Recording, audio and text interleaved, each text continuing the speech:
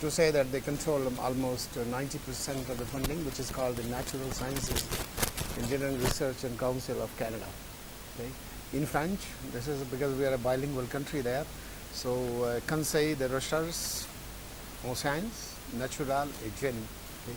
So that's the French translation. So I must be thank you to them because in the past 33 years, I almost have almost 25 to 30 million dollars grants from this organization.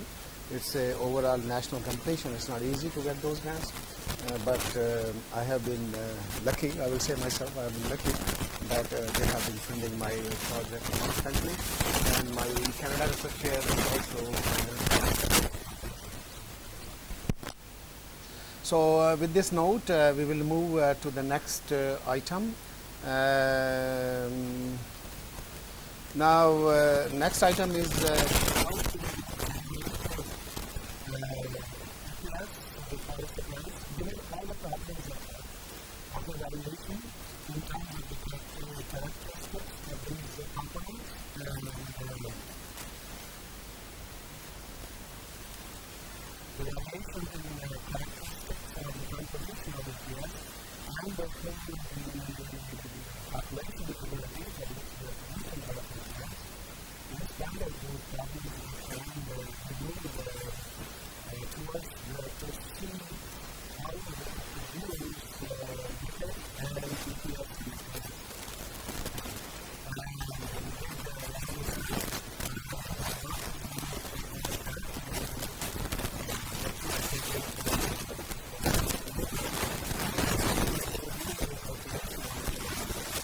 trains 3060, and we got a strain which produces quite a good amount of lipid as well as the EPS. And basically I will not go through those details of the process optimization and everything, but rather I would like to present you in next 40-45 minutes or so the economics gains, okay, because I want to give you a message that when you do any kind of research, this idea and exactly what to do orients from the economic calculations and then see what is what. Because if economically is not feasible, then it's all useless. Okay. So basically, I'll go there rather than going into the details, but I'll give you some idea about that. This is the microorganism which produces EPS and lipids simultaneously. And here is a diagrams with different C/N ratio, and you see that as 25 carbon to nitrogen ratio is the optimum. We have in the background a lot of research, which is forget, this is the most important. And this is the EPS concentration here, and as you increase the carbon nitrogen ratio, the EPS concentration decreases, whereas it should have been reverse case, because when we increase the carbohydrates or the carbon concentration, normally EPS increases higher. But somehow, okay, or most of the time you get unexpected results, but they are results, what you can do, okay, you have to accept them as it is. Now you keep on finding those mechanisms, what is doing that or not doing that, but being a process engineer, that's my less of interest. My more interest is, okay, if there is a possibility to do the business on that issue, okay. And similarly, here is the lipid concentration here, this one. So lipid is on this side, so the lipid can go as much as roughly 12 grams per liter, right, lipid concentration. And the biomass concentration. So if you remember all those exercise which we did yesterday and day before yesterday, to reach 15-20 grams of lipid concentration, we had to do a lot of hassle in sludge, because sludge alone was giving up something like 8 to 10 grams per liter, or maybe 6 grams per liter. And then when we added the glycerol, so we went up to roughly 20 grams per liter, correct? And then also we added cellulose waste and some extra complex nitrogen to boost the lipid concentration. However, we have not done those studies, but with the initial optimization that, okay, we get about approximately, okay, 12 to 14 grams per liter of the lipid, and simultaneously roughly 22 grams per liter of the EPS, or the extracellular polysaccharide. So this looks very good. And then we also worked on the optimization of the extraction process, because if you go for cost estimation, you have to complete the story of all steps involved, not a single step, okay, because single curve was one step process. So we did all the study on the flocculation ability, and to check one example I gave you in case of the biodiesel separation of the cells and concentration, and then breaking those cells with the mild detergent NLS. And here is a view of in this case the amount of EPS required in combination with the oil, metallic ions, aluminum or iron, and then here how it makes the flocks of the sludge which they settle to the bottom, and these are the concentration here which gives very good flocculation, and you can see the clear flock formation of very separation and a clear liquid on the top.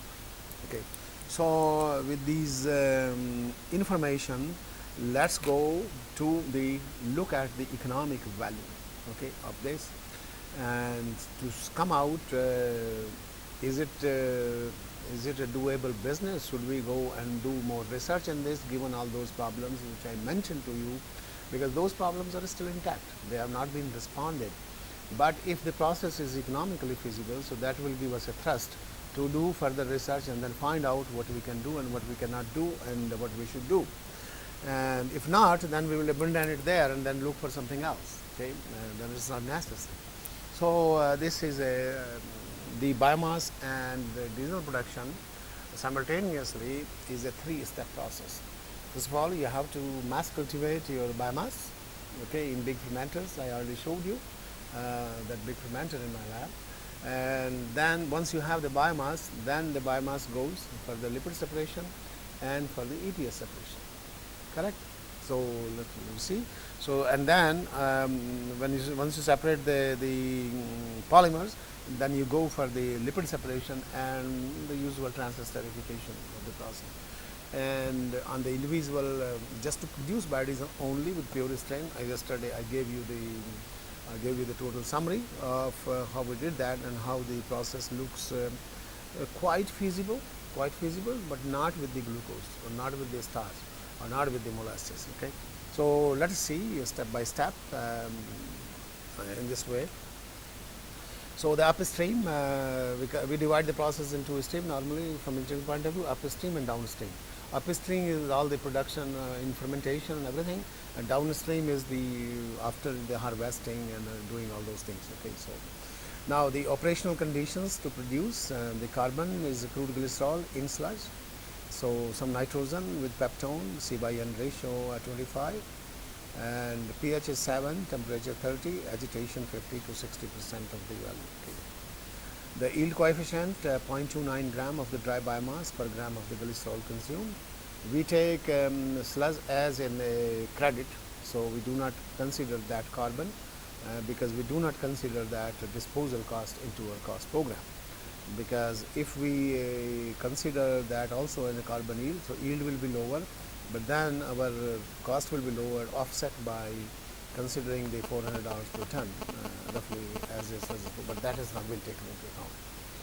So it's just a glycerol is the only carbon. Now process terms, 32,286 kilograms of crude glycerol gives roughly 3,831 kilograms of biomass, which in turn the yield 0.12 kilograms of the biomass per kilogram of crude glycerol. Now the process, so these are all computer generated diagrams, they are not made by hand, because when you go for the cost estimation, you go to certain already built-in programs of chemical engineering and you adopt, and this is the program which we call the Designer Pro, which we normally use at a commercial scale also for all industries. They use it, this program, to design their layout and calculate the initial preliminary cost. Now in this case we have assumed that 3 reactors each of 130 cubic meter are scheduled in a manner that 1 reactor is harvested daily, okay, because the process time is 72 hours, so you cannot have 1 reactor, because downstream processing has to be continuously carried out. Because if you wait for 3 days the batch to come, and then those people will be sitting doing nothing. So you have to match that everything is coming every day, and all the workers are working continuously, and you are not just paying for no reason to them. Okay, so every fermenter is harvested every day, and it is programmed in such a way that when the worker shift starts in the morning, so that your broth is ready and they can harvest it. Total 261 batches were operated. Normally we consider that time when we consider on the yearly basis, because the rest of the time we consider as a downtime for the maintenance of the factory, or maybe some other so-called, we call the foot or something like all those kind of things. So that's why we take the, even if you operate 360 days, well, of course you cannot operate 360 days, you may operate 320 days, but for the all calculations with all safety factors, we take it as a 261 batches. Okay. Target biomass is roughly 1,000 tons per year. So this is a single scale, but then we can go to another scale also. Now, not to going into those details of that, so this highlights the phase 1, and that's the production of biomass.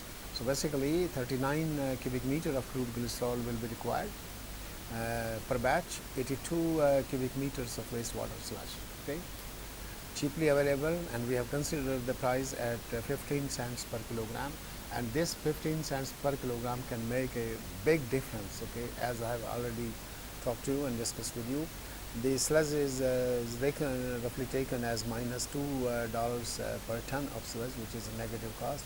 The negative cost is roughly $400, but just okay, because you have to assume a factor in your cost program. Otherwise, the computer will not consider that factor into the program.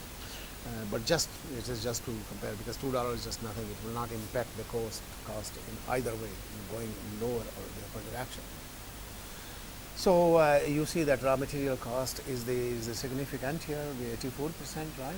Here is the, okay, the breakup, and which is the 84%, and rest of the costs are lower, like the electricity, utilities, labor, and this is the laboratory, that is we call it quality assurance and quality control. Normally this also takes into account the money for research, because when the company operates, so they always have some kind of problems in their running operations, so they have to solve those problems, and then they have to give some grants to people like us, and then we give that money to the students to solve their problem. And then the students are happy because they get some money, and then they learn the actual real world problems, okay, what is happening. And these things very commonly happen with us, okay, in that part of the world. They might be happening here also in the IITs and the other engineering institutions, most probably, but I'm not sure. But to us, it happens very often. Like on biopesticide products, okay, we are working on the semi-commercial scale, and the company has put aside something like $600,000–700,000 for the research funding in the next 3 years, and that most of the students will be working on that to tackle those problems day to day, as well as the long-term problems to increase the efficiency and to stabilize the process in terms of productivity. So here is the waste disposal cost. There is always a waste disposal, but we want to minimize, and if the process is lucrative, then we have to see how we can achieve the zero discharge position. Okay, because in Canada also, most probably in India also, especially with the distilleries here, they produce a lot of waste. They are looking how to operate a process that there is a zero discharge. In Canada, in pulp and paper sectors, as I have already told you, and many plants have achieved this zero discharge concept in their use plants. So there is always the transport and the miscellaneous items.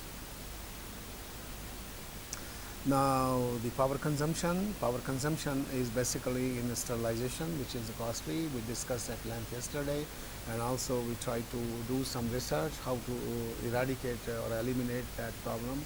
Not fully, but at least partially. If we can do even 50%, that will leave a big dent on the whole system.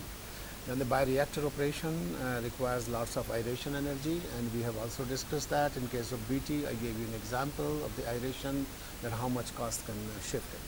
Now savings, if it was a non-sterile process, but it cannot be non-sterile process because we are using wastewater sludge as a medium.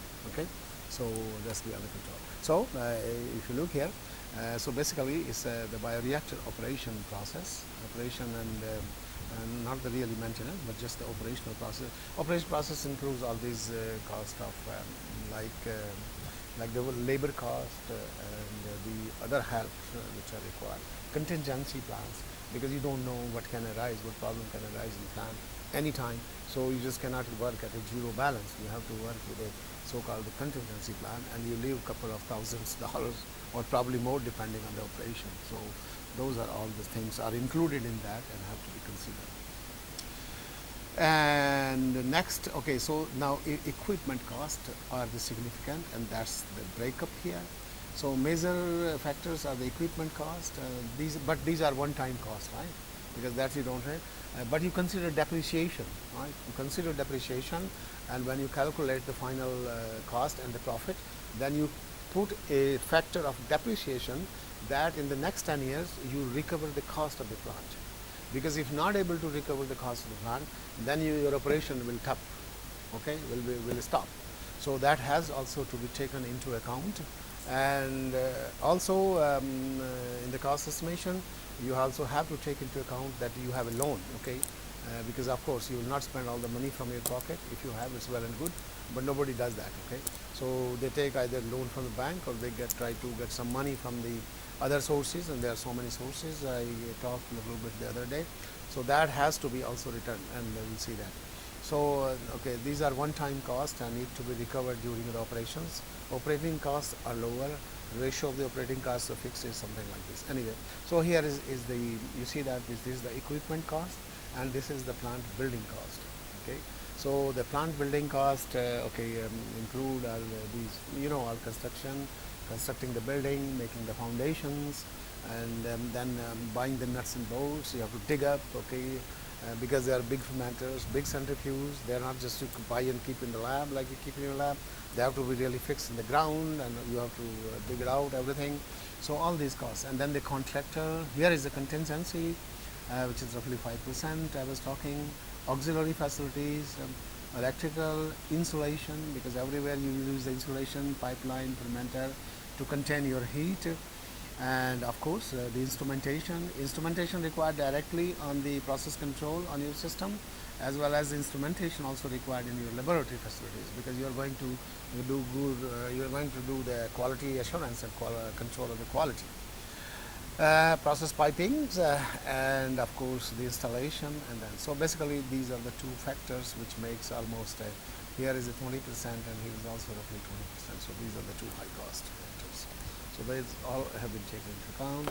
Now in summary, one batch of the phase 1 process, crude grade source used 39,000 liters, sludge used 32,000 liters, biomass produced 3,831 kilograms, and cost of the production has been calculated at $79 per kilograms. It's quite high. It's quite high cost, correct? And the fixed capital investment goes to something like roughly $3 million. Okay, $3 million US. So that's, now we have produced the biomass. Now let's see what we do with this biomass, if we can make a business case. So in the phase 2, biomass first of all has to be separated throughout 3 phases: biomass separation, biomass disruption, and liquid extraction, and then the liquid conversion to biodiesel. This we have discussed in detail, and I hope I don't need to go in details on those. So first is the biomass settling, and I have showed you the process, and that's why I'm not going to again on those details. We have considered that EPS, very good flocculation, settling to the bottom. Given all the problems at hand, which I described you in my first half of the lecture, okay, we are presuming or assuming that this process will work, okay, because we have already tested that as far as the scale is concerned, but the stability has to be answered anytime if we have to operate this process. So here is the biomass settling. So biomass settling, you need the EPS pellets, okay, because we will dry the EPS and then it will be in the form of pellets. We have that cost estimation here, and these are the calcium ions, the mediator ion. Then you mix and settle that, and you take this biomass slurry here in the extraction units. And for the extraction, okay, I gave you the process of petroleum diesel that we have enough data to assume or presume all the values from the laboratory reactors up to 20 liters. Of course, we have to authenticate it to a further scale, but this is for our own purpose to see that if the process looks somewhat doable business or not. Okay, that's the question. Okay, and then okay, of course, it's analyzed, then you treat it with it, and I have given you, we have discussed all that, how to do that exactly. And once it is done, so then it go to for a phase separation, and you remember that we go for phase separation, and then you isolate biodiesel, the lipid in petroleum diesel. Okay, and then you collect the fraction. So that is internally built in the program. It is not appearing here, but every step has been taken into account and fed to the computer. So now you have this transesterification process. So you have to add NaOH and then the methanol. Okay, and then you conduct the transesterification at those conditions which we have already given you, and then you separate the biodiesel in petroleum diesel, so which goes up as a product direct, and then the crude glycerol comes out as a underproduct. And then of course we have to deal with that glycerol, and we can recycle it back in the same plant, and that we have considered that also factor. So with this introduction, let's go. Okay, phase 2 highlights. Oh, now heat the broth. Oh, this point I did not talk to you. So I have put a slide here. Okay, because after you have cultivated the biomass in the fermenter, you have to harvest it very fast. Okay, because if you do not harvest that, so what will happen? The cells will go hungry, and they will start degrading your lipids. Okay, and in an industrial process, you cannot do it in 15 minutes or 1 hour. Like you take the sample, you go immediately to centrifuge, you centrifuge out the cells, and okay, fine, then you measure lipids, no problem. But here in an industrial process, it may be delayed. It may be delayed 2 hours, it may be delayed 4 hours, 6 hours, 10 hours, who knows. If something happens down the line, it may be delayed by a day. So what will happen? So you have to assure that you have to kill the cells. Okay, and we have a publication already on that, recently published in 2015 or 16, I'm not sure. I think 15, not 16 certainly.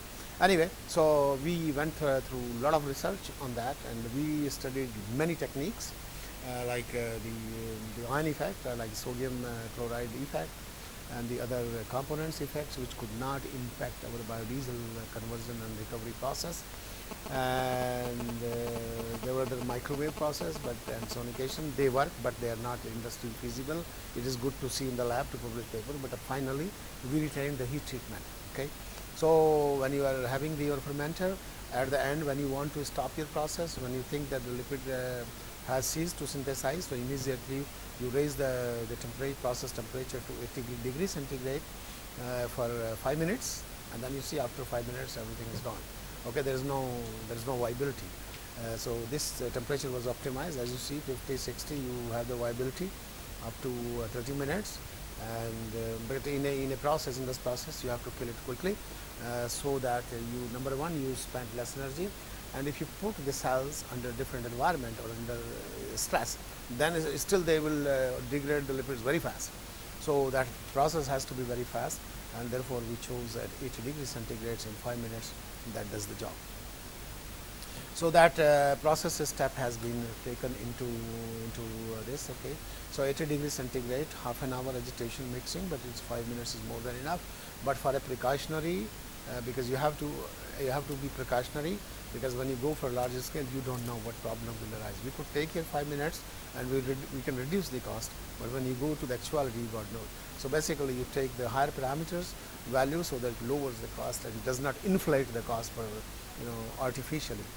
Then neutralized by calcium carbonate and coagulated EPS. As usual, bacterial cells are negative charge, minimize interactions, simple sedimentation. So that's all done.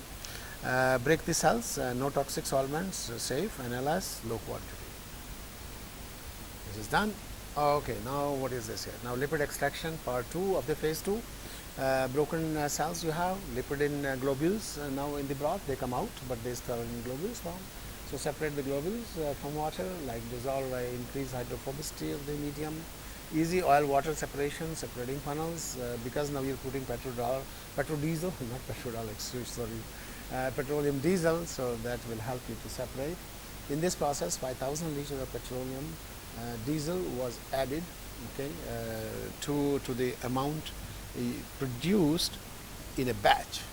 right, which was 3,000 somewhat, roughly 3.8 tons of the cells produced.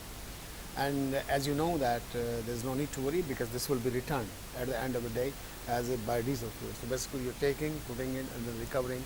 In fact, it is helping you to minimize the cost, but ultimately it is a complete cycle. So it will not impact the cost, and that factor has been taken into account. Okay, no solvent wastage because everything is recovered. So this is the cost distribution here. So when we go to no wastage, so petroleum diesel, as it is the most significant cost contributing, so cost of production of biodiesel, okay, plus this is roughly 64 cents per liter, and cost of the diesel is roughly 40 cents per liter. Here the raw material is 53.8% cost, and raw material is nothing but again goes back to that.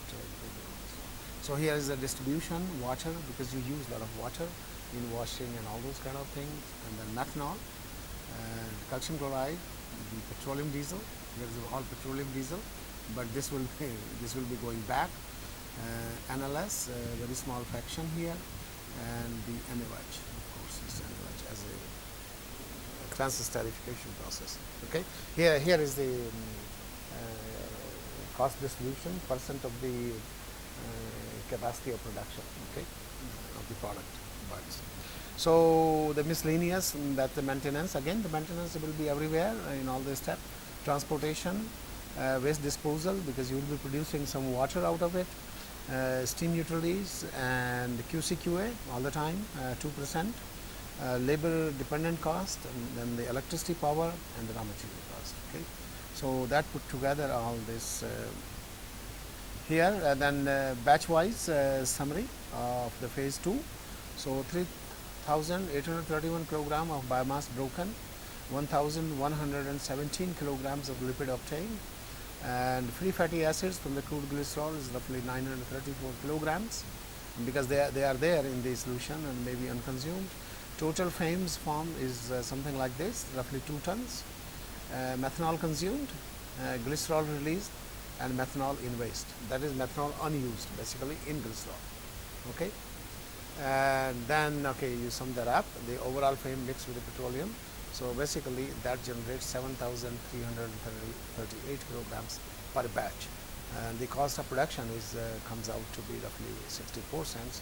Now to look at that composition, how it went. So here is the percentage wise, okay, the FAMES and then the petroleum diesel, the two are the most important here, and then the waste stream generated, the water, the methanol, the biomass, because there will be some residual biomass, and residual biomass we are considered to go to the landfill, though we could consider it to go to land application and then take some credit of the fertilizer and then put into the cost that, but we have not done that. Okay. And then of course the glycerol cost, okay, that is also important, it's up to 15-20%, and then the water. So water is important, but water is cheap for us, but we cannot throw the dirty water, so it has to be basically clean. Now the third phase, the EPS extraction. So we have produced biodiesel, we have produced the biomass, we have produced the biodiesel. Okay, we know that 64 cents per liter is the cost, which is not bad because the diesel sell at least dollars per liter. So now let's look for the EPS extraction cost. Okay, we have produced the EPS, but we have not extracted because EPS is still with the biomass, or sorry, in the supernatant slime. We are not recovering the capsular EPS. Okay, because capsular EPS is going with the residual biomass going somewhere else, going to the landfill, and there is no possibility to recover from that. Okay. And also I don't think so it will be a profitable business, but because now it's a broken cell, second cell walls, and I'm not sure if we can really use it. Probably we can test for its activity. That will be a good idea. I never thought it, just came an idea. We can take that residual biomass and check for the capsular bioflocculation activity, because it's a pure capsular, everything gone. Okay. So what is there in this? So here you have the incubators here for extraction, and you have the 95% ethanol charge at minus 20 degrees centigrade. So you require quite a bit energy here. Okay, there are the other process, like you can take the broth and you can pulverize it and you can make a powder. So that comparison has not been done, but that comparison should be done, and we will do it, because anyway we have a pulverizer in the lab, and we have to see that how much energy costs for that, and then we can compare these two values. But I'm sure pulverization cost will be much cheaper to produce a powder than to precipitate as a with 95% ethanol minus 20, lot of energy, and then recycle back because we have to recover ethanol. You cannot throw it out. Okay, so otherwise it will become a problem. And then it goes for this centrifugation. Okay, and after centrifugation, so you recover the ethanol, and then you have the pellets. Okay, you dry it, and then you have the pellets of EPS. Okay. Now this is our presumption, because this part has not been done. This we have taken by our own experience, because we are doing a lot of work on pulverizing BT and drying and producing, recovering, and also recovery of PHA, and I showed you some practical process on the other day. So it's basically these are the same steps, but certain values have been assumed. Otherwise you cannot go far from that. They may not be very accurate, but they will not be very much deviating for more than 10%. And this type of assumption in process engineering are very common. That's why all the basic scientists say that ingenious cuts corners. Okay, that's a statement you must have heard that all the time. Okay. And that's what we do in research also, while optimizing. Okay, 10% less and minus. Okay, this is all right. Okay, get the value and go ahead. Okay, now as you know that, okay, this is very familiar, should be very familiar diagram to you by now. Supernatant is claimed after separation of the cells that contains this slime, and the principle is the change in the dielectric constant of the medium, or the solvation energy and precipitation of the pellets. Okay, so chilling is that. Okay, so essentially centrifugation, and then flimsy slimy EPS layer, not really white, beautiful in color, but okay, it's a dark brown color, but doesn't look that bad as sludge. So here is this. So this process is much simpler in the downstream processing. So I'm ready here. The spray drying is an operation. Well, of course not considered. I will talk to you. So basically this much or this much millions of, it's not liters to be dollars for broth processing. Ethanol used, input minus recovered. So it's something like this. This much kilogram of ethanol, and EPS produced is roughly 51 tons. So the EPS produced are more than the lipid produced. I wish that it could be reversed. Okay, more lipid produced than the EPS, but unfortunately or fortunately, it's not in our hand, because this is the strain is doing that. Probably we can engineer that genetically, that everybody says, and probably make it to produce more liquids than EPS. Okay, but this is the current situation. So cost of production is roughly 40 cents per kilogram of the powder. And how it comes, what is the variation or distribution. So here are the components. So this is the raw material. Raw material mainly is your water, which is coming there. Okay, that you have produced, and the electricity power generation, the labor cost. Okay, $20 per hour, because that's what you have to fix. Okay, and this will be very cheaper here in India, correct? And that will make hell of a lot difference. And not only that, when you buy the equipment in India, it will be also very, very cheap, because this is US based cost. Okay, so but this should give you an idea. Okay, what is it? But if you produce in India, you can produce in India and sell to United States, and that's what actually happening here. Lots of that's why our honorable Prime Minister says that, okay, make in India, and that can help, because you produce cheap and then sell it. Okay, that's what China has been doing almost for 10 years now. Those markets are flooded with Chinese goods everywhere, left and right, everywhere. Okay, because that labor is cheap and they produce and export. Raw material here, so electricity, power, and labor here, and the QC/QA, that is quality control and quality assurance. The steam neutral release goes down here because it's a chilling process, not the heating process. Okay, then again waste disposal, but we have to do some research on this, that how we can minimize the waste disposal and recycle everything back, because the waste disposal will go back to the wastewater treatment plant, and this will put the extra burden on them, so they have to control that. Okay, so this value will be required in terms of the paying the so-called levies. Okay, when you put anything in the sewer line, then the industry has to pay levies. So this is the levies. Okay.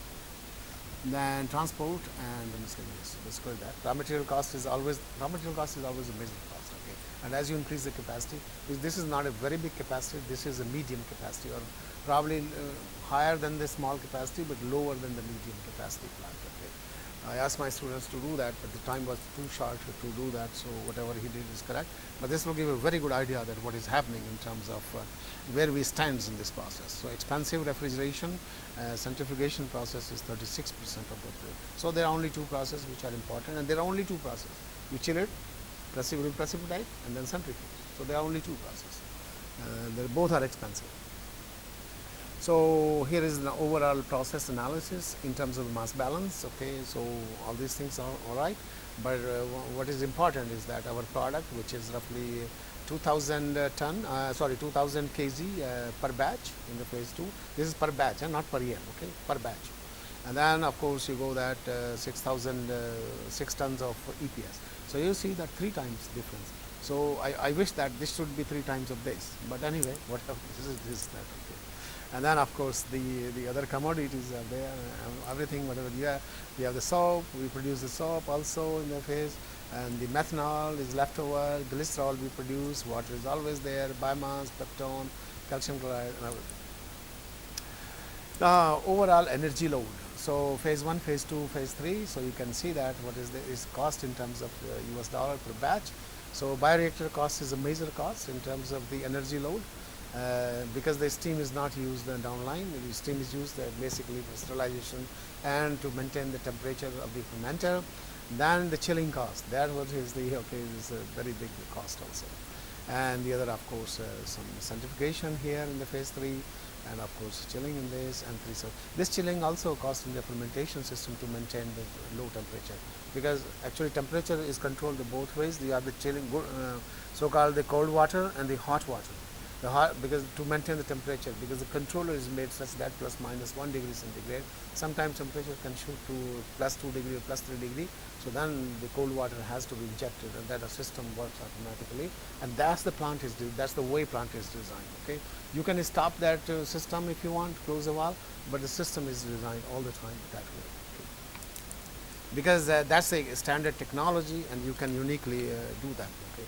And then okay, so this is the cost distribution here, equipment cost, installation, and all the costs. So basically this is the highest cost here, which is normally the equipment cost here. Okay.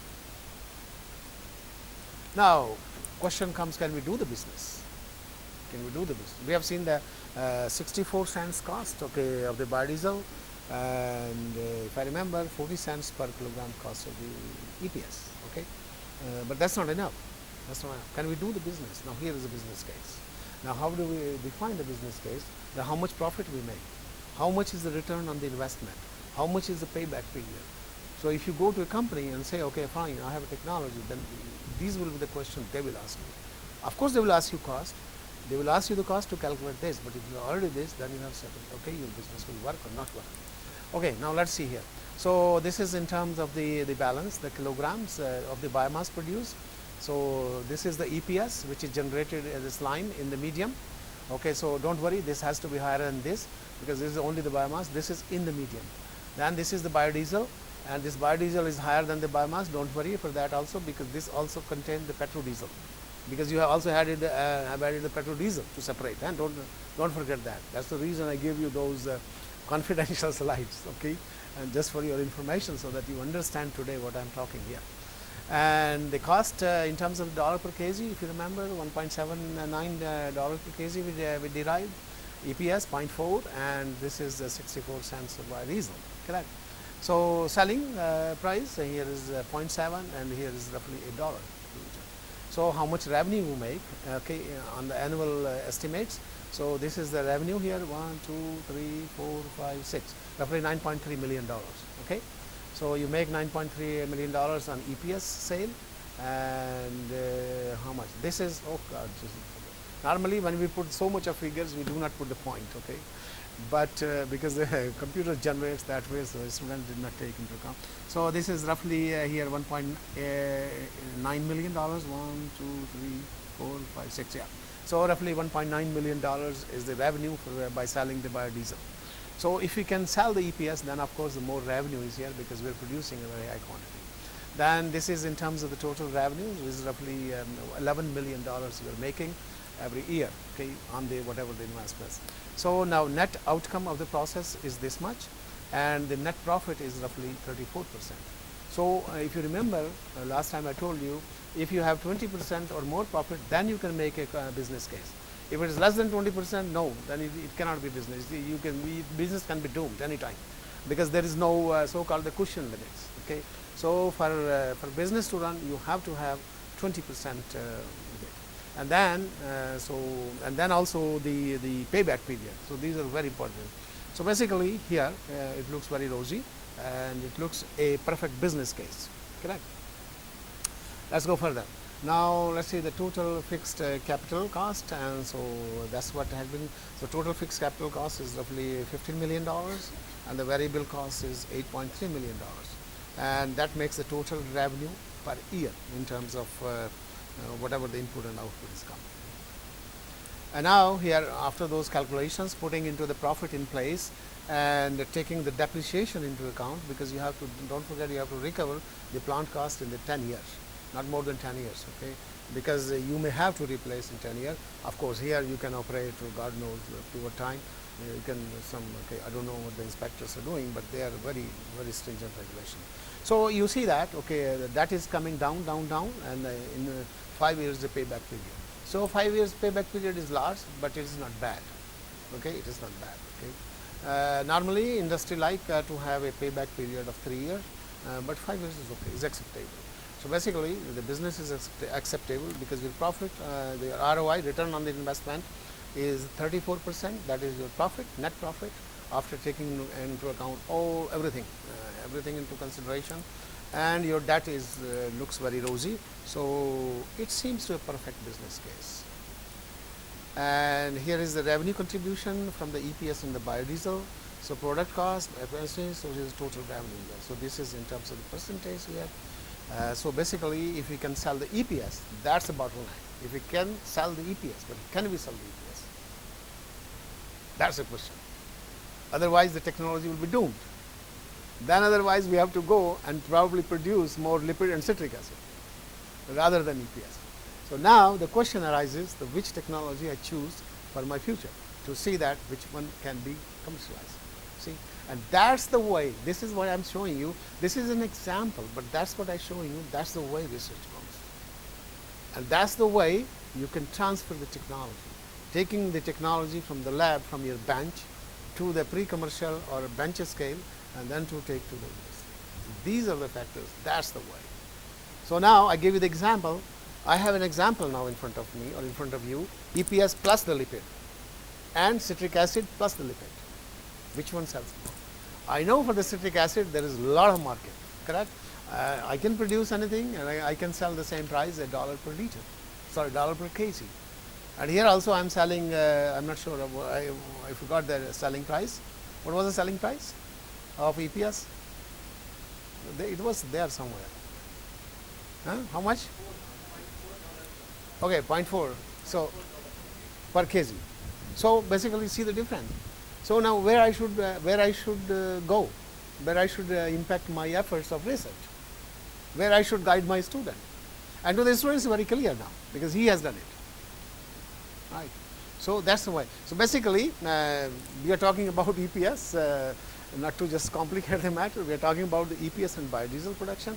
Yes, it looks lucrative, but there are lots of ifs and buts to be responded. And especially if you want to use EPS, can we use it as a bioflocculant or not? And those problems I have highlighted you.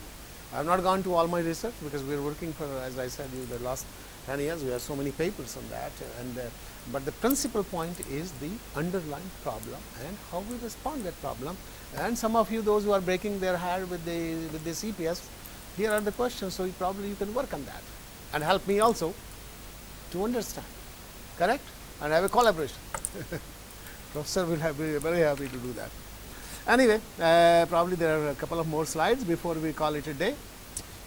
So major application of biodiesel you know already, so I don't think so I need to tell you. but certainly EPS, exopolysaccharides. So it can be used in many places. Just to give you an idea that sludge dewatering is one, but we have seen already the problem in sludge dewatering. Color removal, yeah, that works very well. That's not a problem at all. So we have a lot of problem in India, like colored dyes, pulp and paper industry affluent. We have this also problem in Canada. So that metal removal is very good. Metal removal is excellent. No problem, no variation. Okay, probably there may be a variation. Arey bhai, itna bada muh mat kholo. I also start getting those yawning.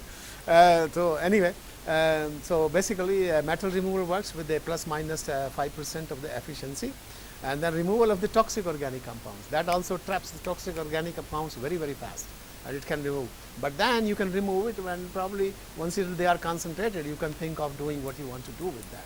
You can dispose probably in secured landfills or do something, or you burn it. God knows there are so many downstream treatment for that, like for the metals, for example, same story. Landfill leachate treatment, EPS is very good. You can take out a lot of material out there, toxic compounds as well. Certainly the metals, okay. It will also remove a certain COD to a certain extent, but may not be to a large extent. And they are also constantly used in soil remediation and reclamation. I think that's very important. That's my group. It was okay. The photo was taken in 2013. The most important person is here, my wife, who has kindly sacrificed and all these years her time that I am giving all the time to my all research, and my students here. And this person is a general manager, and he was the representative of this company. Resolute is one of the biggest group in Canada, having some 50-60 plants throughout the North America. And then this guy is the president of this company, Sigma DevTech, who deals with us on a day-to-day basis to commercialize these technology. And these are all rest my students. Jashankar is Amin from Tunisia. He is Jean Robert from Ivory Coast. Then is Adam from Senegal, I think, because I always get confused. Louis from Quebec. Raja from Trivandrum. Indrani, she has finished, and he's finishing now. Duha she's still doing her PhD, so she will finish very shortly. And so she's applied. She's just finished submitting her thesis. And you have seen his photo. You remember him with all hat, red hat, all that. Okay, so that's my group. But of course, I should have a more recent photo. But I think so. So with that, I will close everything here, and now we'll be ready to discuss. Today is a little bit short, but I think I have said what I wanted to say. Okay. So thank you.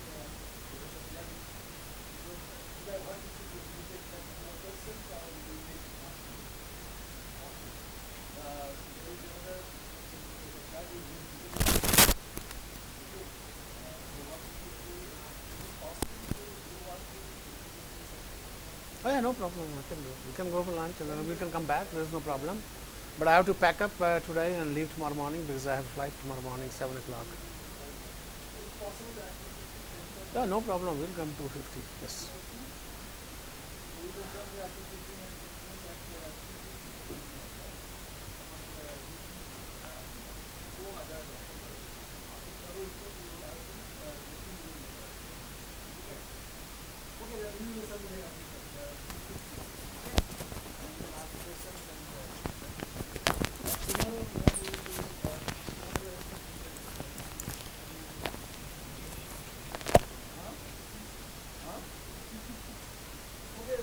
If you have any problem, then I will present. I will deliver some talk.